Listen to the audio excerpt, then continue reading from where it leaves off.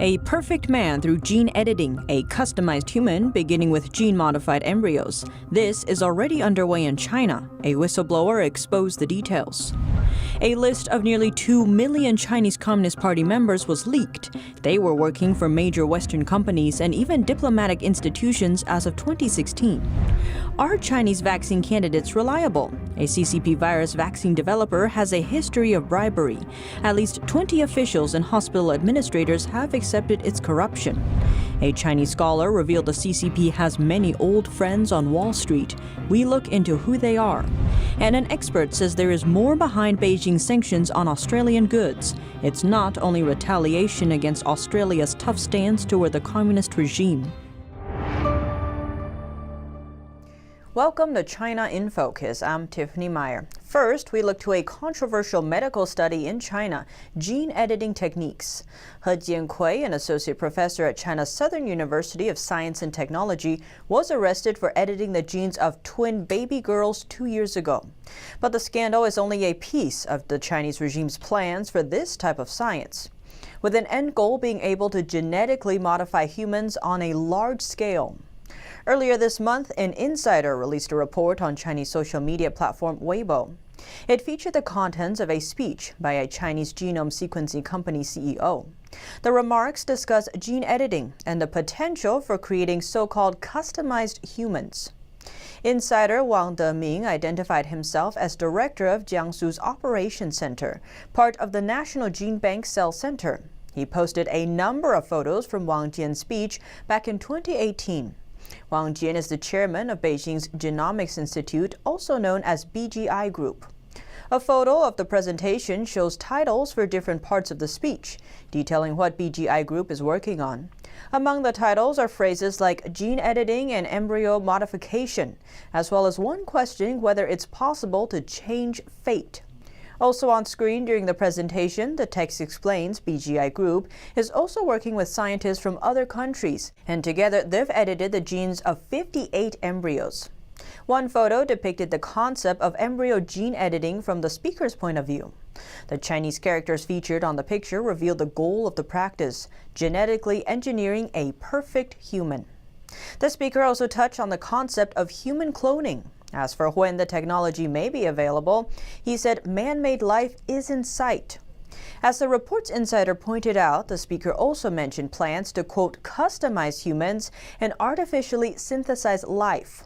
He similarly claimed they would combine eggs from a female celebrity with sperm from a certain mayor, as well as collect the genetic material of national leaders to be used as data in their research.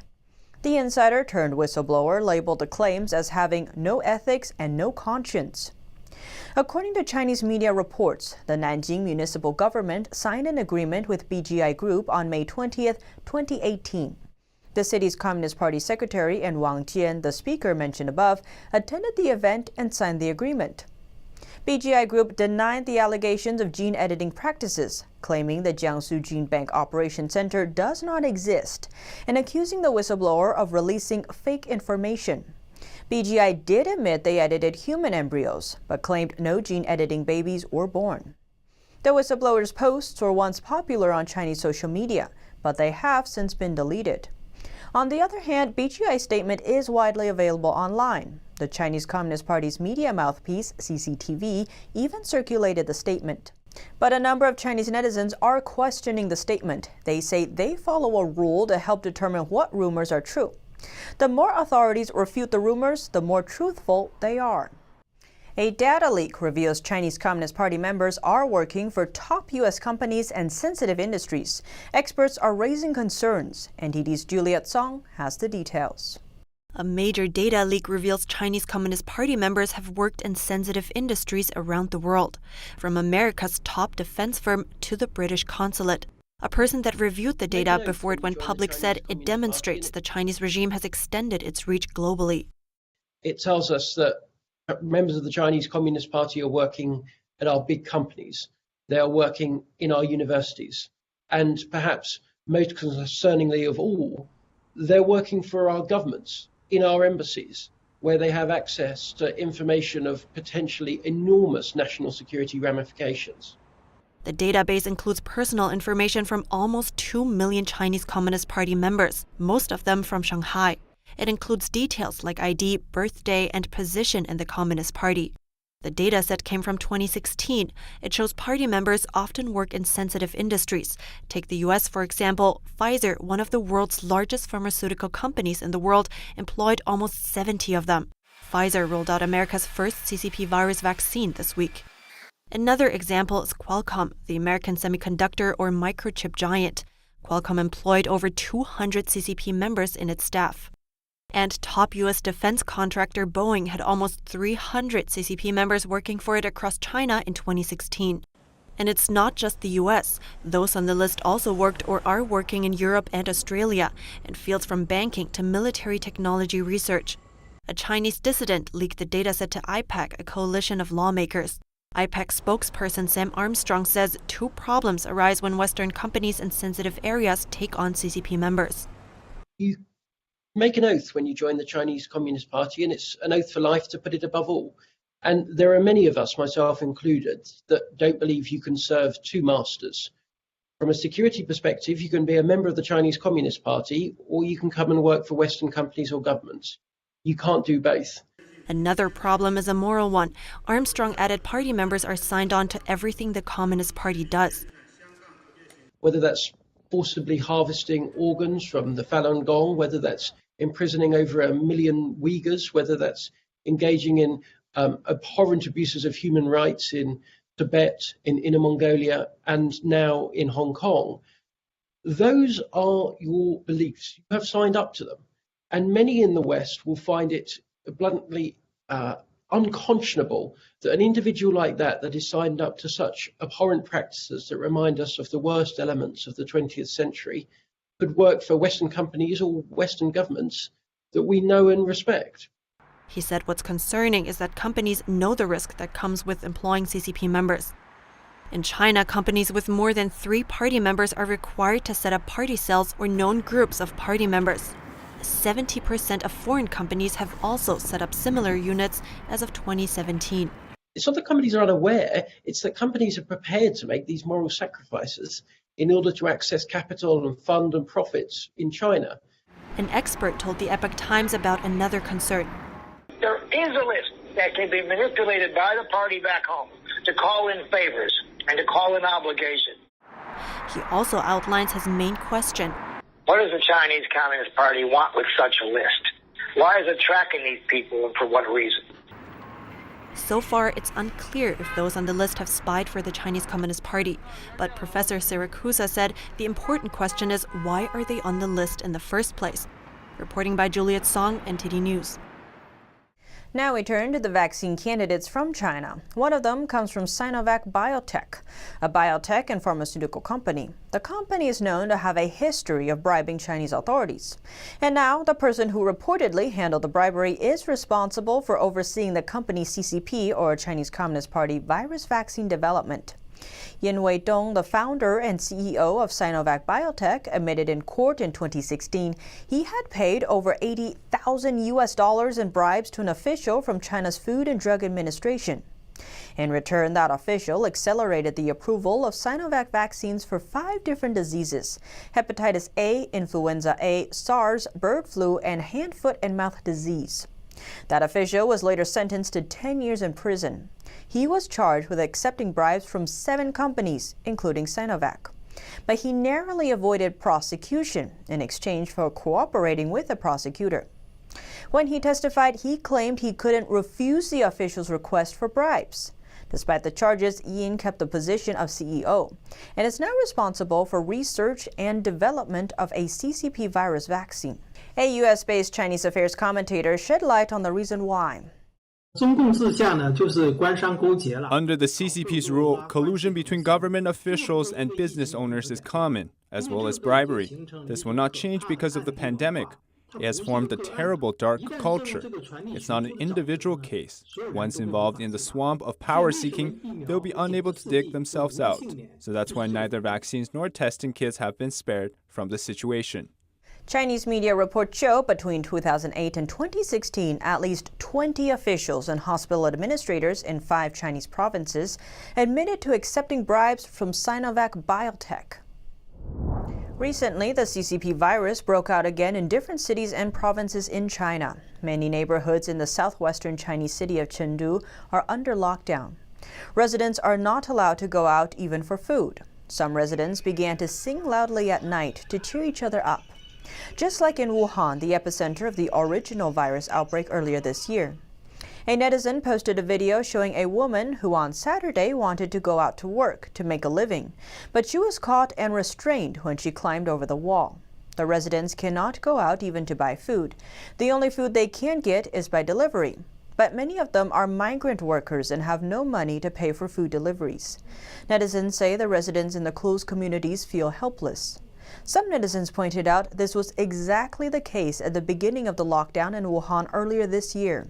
Many residents were quarantined at home, singing at night to cheer up themselves and their neighbors. There were people who died at home, but no media reported on them. On the Twitter post, it said that videos showing singing in the evening have been banned since Saturday. Videos of this kind will now be deleted as soon as they are uploaded. Over 900 lawmakers worldwide issued a joint statement last week to condemn the Chinese regime's persecution of Falun Gong.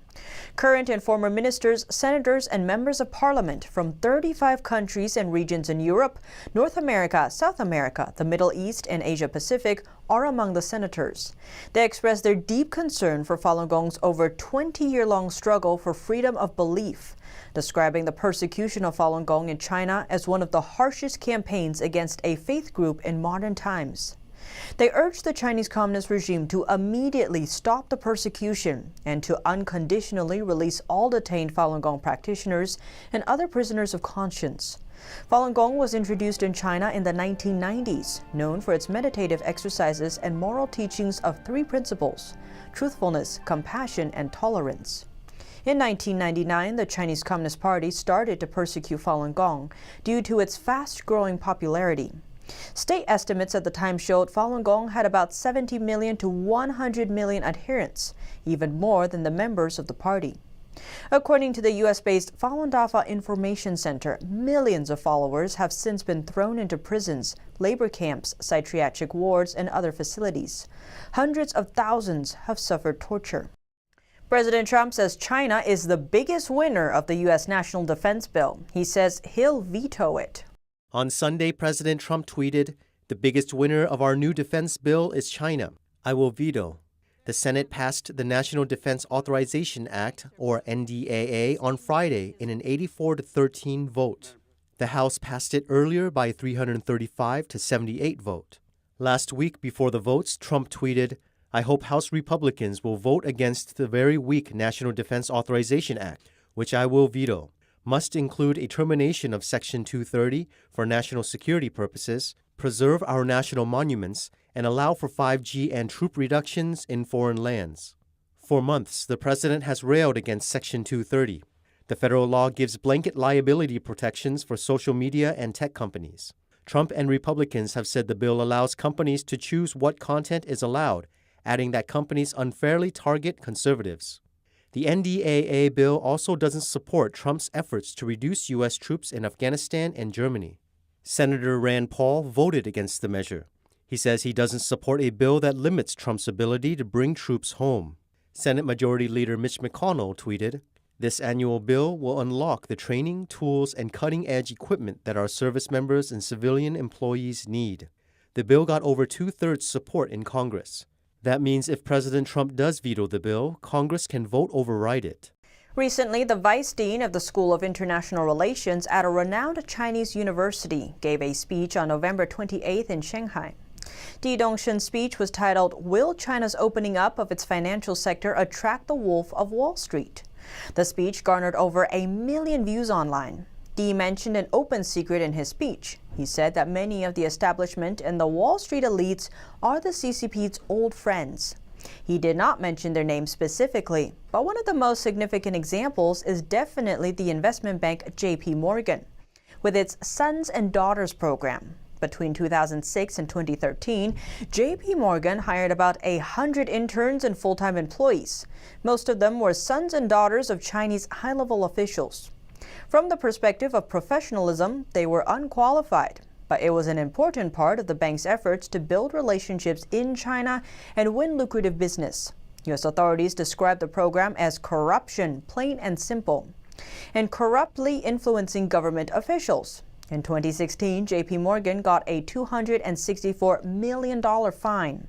A South China Morning Post article says JP Morgan's sons and daughters fine won't stop Wall Street's unethical hiring practices, but, quote, the cost of doing business in China just went up.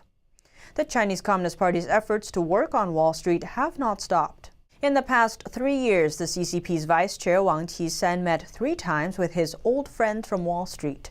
Wang is in charge of finance and trade and was seen as the person taking care of U.S.-China relations. Wang's deep Wall Street network has been developed through years of nurturing. In May 2018, Wang met with a delegation of U.S. business leaders and former top political officials in Beijing. The members included former U.S. Treasury Secretary Henry Paulson and former president of Goldman Sachs, John Thornton. Goldman Sachs entered China in the 90s and gained the CCP's trust by actively connecting the CCP higher officials. The CCP treats Goldman Sachs like nobody else. It was the first to obtain the Qualified Foreign Institutional Investor Certificate and will be the first certified foreign-owned brokerage firm in China. Also in 2018, in September, Wang invited the heads of major U.S. financial institutions to Beijing for a China-U.S. financial roundtable, and he wanted their help to exert influence on the Trump administration. But it did not work. The parties invited reportedly include the Blackstone Group, Citigroup, Goldman Sachs, JP Morgan Chase, and Morgan Stanley. This October, the CCP held the second Bund Financial Summit in Shanghai. Wang once again met up with his old friends from Wall Street. Every one of these Wall Street elites have been active in connecting the CCP and extracted lucrative profits from them over the past decades of the Chinese market developments. If China wants to attack the U.S., it has to go through Australia first. According to a well-known Chinese affairs commentator, this is one reason why China has been aggressive towards the country recently. Now to NTD's Don Ma for the details. China wants Australia to side with it in the event of a military confrontation with the United States. That's according to a Chinese affairs commentator. He told us it's one reason for China's recent economic aggression towards Australia. China recently slapped trade sanctions on numerous Australian goods. This includes Australian lobster, barley, coal, wine, and beef, among others. Some tariffs are as high as 200%. Commentator Cheng Xiaonong is a former researcher from the Office of the Standing Committee of China's National People's Congress. He says Australia controls strategic passageways between the South China Sea and the U.S. that China would want to use during a possible confrontation with the U.S. Cheng says if Australia strengthens defense measures in those passageways, China will no longer be able to threaten the U.S. with military confrontation. He says China doesn't currently have the ability to wage a direct war with the U.S. Because of that, China can only threaten the U.S. with long-range intercontinental missiles carried by nuclear submarines. But the submarines are stationed in the South China Sea, so Beijing needs a passageway to transport them out and into the range of the U.S. He says there are 3 passageways for the submarines to get in range. First, the northern passage of the Baishi Channel between Taiwan and the Philippines. Second, the eastern passage of the Celeb Sea between the Philippines and Indonesia. And the third, the southern passage of the Coral Sea between Papua New Guinea and Australia. The first passage is currently monitored by the U.S. So it's also trying to find another way. Regardless if China goes east or south, it involves Australia. The 2 waterway will end up either in north or south of Papua New Guinea. Regardless, China will end up in Australia's defense zone. Being in Australia's defense zone hinders China's plan. This is because Australia is in the midst of upgrading its defense sector. In June, Australian Prime Minister Scott Morrison poured around $270 billion into defense spending. He says the move is aimed at countering China's rise. Australia's new defense strategy includes enhancing underwater monitoring apparatuses. What this means is they want ways to monitor the CCP's nuclear submarines, and this annoys the CCP very much. If the Australian plan is gradually implemented, it will bankrupt the CCP's attempt to put military pressure on the United States. Chung says China's aggression towards Australia is an effort to pressure it not to interfere with the regime's plans. Other possible reasons include retaliation towards the country's recent hardline stance towards China. Last week, the Australian Parliament passed a law that allows it to stop China's Australian Belt and Road Initiative. That refers to a controversial infrastructure project. It's been criticized for trapping countries under debt and expanding China's overseas influence. Earlier this year, it also called for an investigation into the origins of the CCP virus. Australia also banned Chinese telecommunication equipment giant Huawei from participating in its 5G network. Australia's toughening stance dates back to 2018. That's when Australia passed a law that impeded the CCP's infiltration. Chung points out that if Australia is subdued by the Chinese Communist Party, more and more countries in Southeast Asia will succumb to it as well. But Australia appears ready to defend its national security. The United States is also showing support for Australia.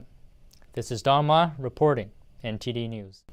And that's all for today's China in Focus. Thanks for watching and see you tomorrow.